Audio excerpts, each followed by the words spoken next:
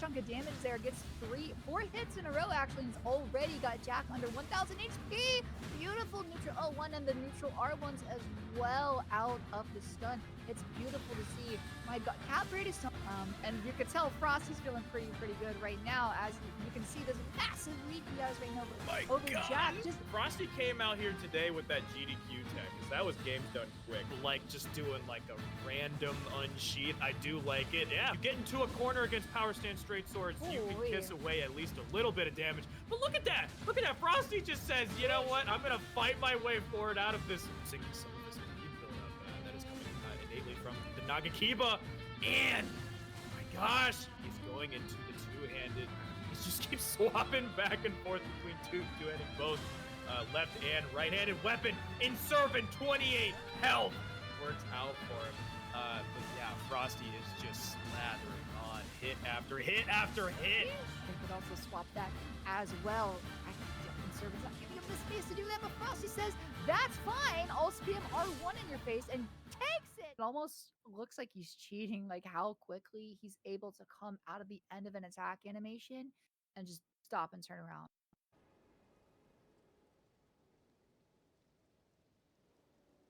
Oh, hey, dude. What's going on, everybody? Welcome in, dude. And today, we got some juicy stuff for you, dude. And as you can see right behind me, we're at the Moan Grave, dude. Absolutely fitting, considering what all of you guys will be doing after you see this tech in action. So without further ado, let's jump right into it.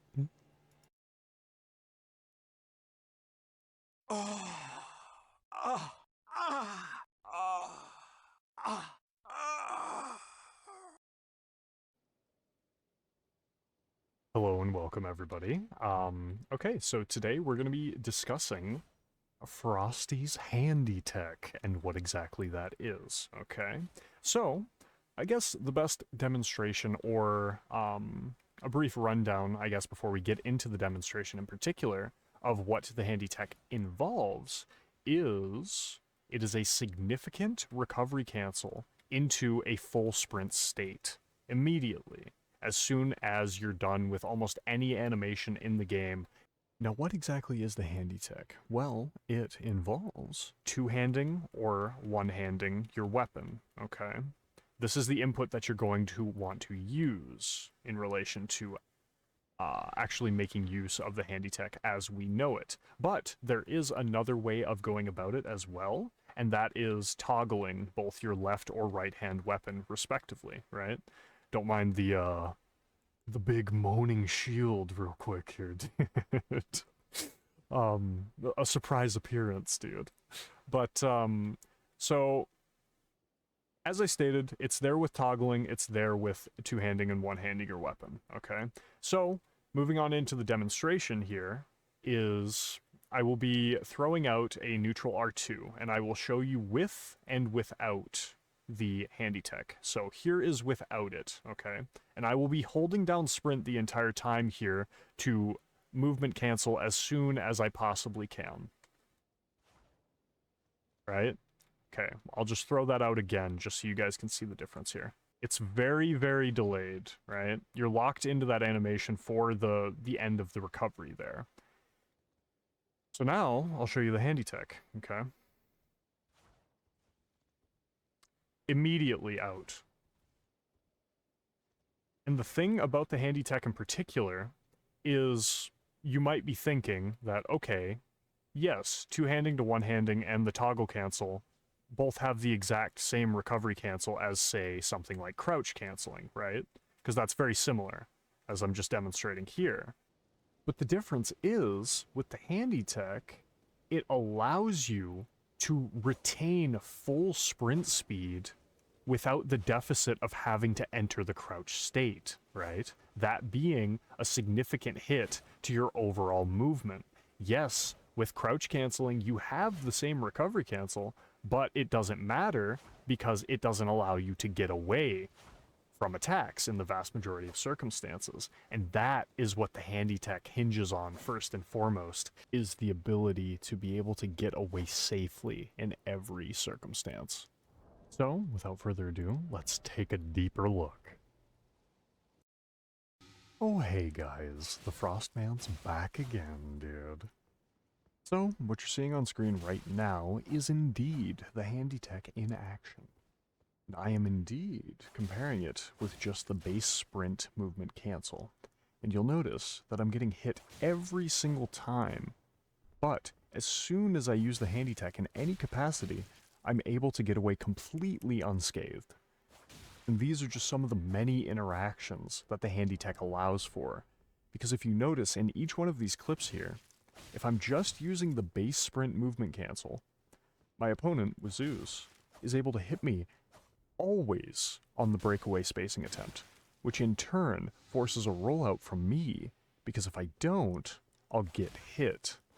But as soon as I'm utilizing the handy tech, I'm even able to avoid what I believe is the longest attack with the most range in the entire game, that being power stance pikes, which is absolutely unreal. And one thing I wanted to point out here as well is that my opponent is purposefully using the longest weapon of each weapon class to demonstrate a point here, that being to show how unbelievably strong the handy tech is and can be. It allows you to do things that are not possible without the use of the handy tech. One thing I did just want to clarify real quick too is that in the video I'm using katana, but I do want to chime in and say that the handy tech works on every single attack and every single weapon in the game as well. And also, the handy tech involves 1 to 2 handing or 2 to 1 handing your weapon, right? It's the 2 to 1 hand or 1 to 2 hand input that allows you to be able to do this, right? And I will say, as I'm sure you've seen many times pop up on the screen already, you'll notice that there's a handy tech toggle as well as the traditional version of the handy tech, right? And the handy tech toggle is possible as a result of utilizing the toggling mechanic on the left and right buttons of your D-pad, respectively, right? And there are 2 different forms of actually pulling this off, and you'll see more use cases for the toggle handy tech in particular a little bit later, but this is just a brief rundown and explanation of what the handy tech is overall. And as we see here, you're even able to avoid a max range PSGS vortex after being hit once. Remember how I said the handy tech can be used out of any animation? Yes, this applies to getting hit as well. Now that we've established how good it can be for movement in general, let's showcase some cheeky interactions. Hello guys, I just wanted to chime in here again, just to reinforce and really hammer home this point, that everything that you're seeing in these clips, that being the strafe backstab after hit stun, this interaction is not possible, with the example shown, without the usage of the handy tech, or the handy tech toggle, as you're seeing primarily in these clips, right? The potential of this tech is absolutely astounding, and these clips are yet another example of the many use cases of it.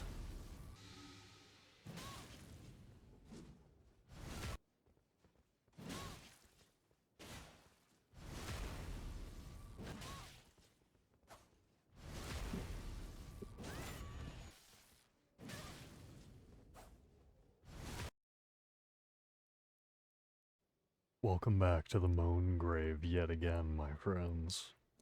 So, the reason why I pop back in here for you guys is to give you an actual detailed breakdown on how exactly to do the handy tech, okay?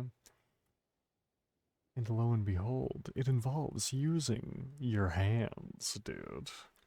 So what you're going to want to do is, depending on the animation that you throw out, whether it's a jumping R1, neutral R1, and R2, what have you, right? Any animation like this, hell, you can even do the handy tech out of a roll, right? As I said earlier in the video, you can do the handy tech recovery cancel into a full sprint from, I believe, any single animation in the game, whether that be consumables, what have you, right? Even Ashes of War are able to benefit from the handy tech cancel, okay? So the inputs that you're going to want to do are, so if you're doing it from a attack, for example, right? The timing is a little bit strict. You're going to want to do a 2 to 1 hand or 1 to 2 hand, so that is holding down triangle or Y and pressing right bumper, RB, or R1, respectively, on a PlayStation controller. So what that looks like is like this, right? And that, of course, is just standing still. If you utilize it that way, then you're not going to get much use out of this, because the biggest part about this recovery cancel is, once again, the full sprint speed afterward. So once you get the timing down for the 2 to 1 hand or 1 to 2 hand after a particular animation, then you're going to want to implement holding down sprint while you do this, okay? So here I am. I currently use a PlayStation 5 controller, so I am holding down the circle button, okay? So I'm holding down sprint currently. So, and we'll show this yet again from a neutral R1. So R1, and immediately you do the 2 to 1 hand or 1 to 2 hand animation, and then you run in any particular direction, okay? And once again, this is very, very similar across the board with any single animation. It allows you to skip the startup running animation, and you are at max sprint speed immediately, along with the recovery cancel, of course. So, I guess this is a good time to discuss the alternative way of going about the handy tech as well, and that is indeed the handy tech toggle. And that involves toggling your main hand or your offhand, respectively. Okay, so I'm going to show you what that looks like now as well. And as you can see, it functions almost identically to the traditional form of the handy tech, right? The one thing that is worth mentioning about the handy tech toggle is that it is a bit longer of an animation when compared to the 2 to 1 or 1 to 2 handing animation. So you could potentially get clipped utilizing the toggle where you otherwise wouldn't, utilizing the 2 to 1 hand or 1 to 2 hand version, right?